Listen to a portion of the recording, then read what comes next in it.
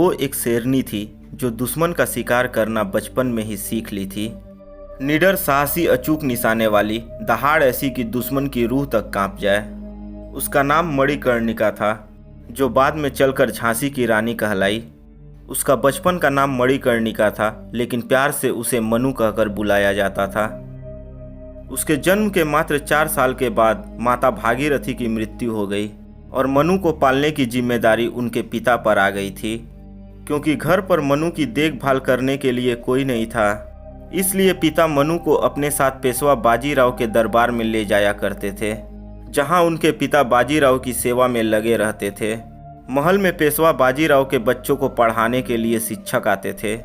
मनु भी उन्हीं बच्चों के साथ पढ़ने लगी और पेशवा के बच्चों के साथ साथ ही तीर, तलवार और बंदूक से निशाना लगाना सीखने लगी।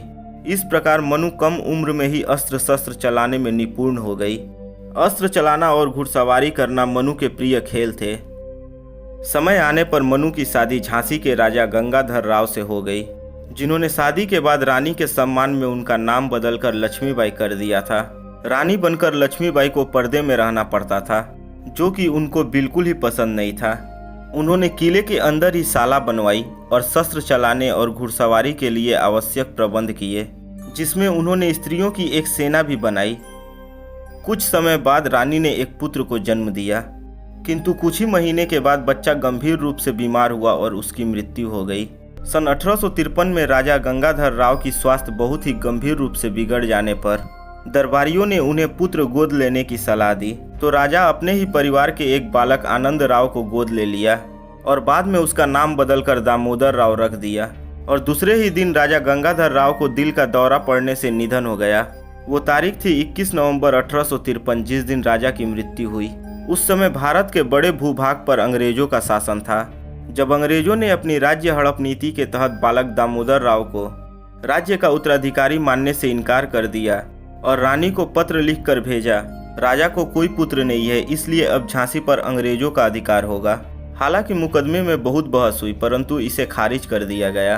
अंग्रेज अधिकारियों ने राज्य का खजाना जब्त कर लिया और इसके परिणाम स्वरूप रानी को झांसी के मुख्य किले को छोड़कर झांसी के रानी महल में जाना पड़ा। परंतु रानी लक्ष्मीबाई ने हिम्मत नहीं हारी। सन 1857 में रानी लक्ष्मीबाई ने झांसी की सुरक्षा करने का निश्चय कर लिया। मैं लक्ष्मीबाई, महाराज गंगाधर राव की पत्नी, नवलकर वंश की वधू, प्रतिज्ञा करती हूँ, जब तक मेरे शरीर में रक्त है, जब तक मेरे हृदय में धड़कन है, जब तक मेरे श्वास में प्राण है, मैं पूर्ण निष्ठा से झांसी की सेवा करूंगी। और सेना को तैयार किया, जिसमें कि महिलाओं की भर्ती की गई और उनको युद्ध का परीक्षण दिया गया।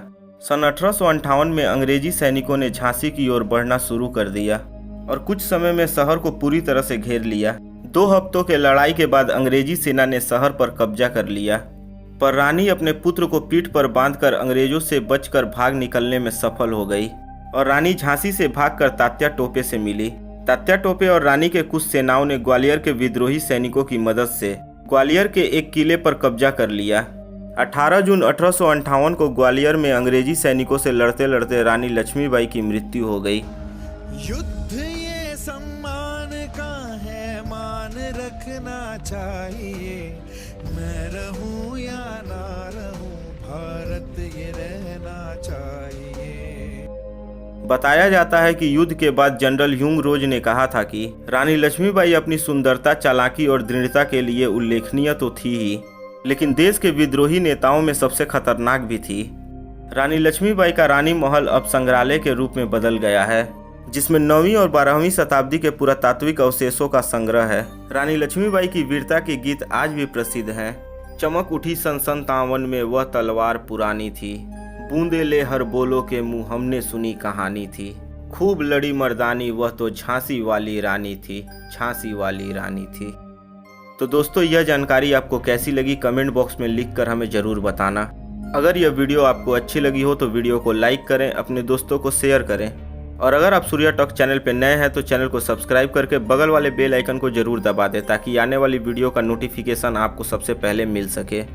तो दोस्तों, मिलते हैं अगली वीडियो में। जय हिंद, जय भारत।